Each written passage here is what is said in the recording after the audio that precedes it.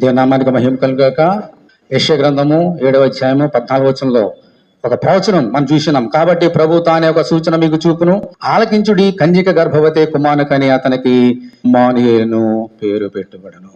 ఆ ప్రవచనం ఎలా నెరవేరిందో నేర్చుకుని ముందుకు వెళ్దాం. మత్తయి సువార్త.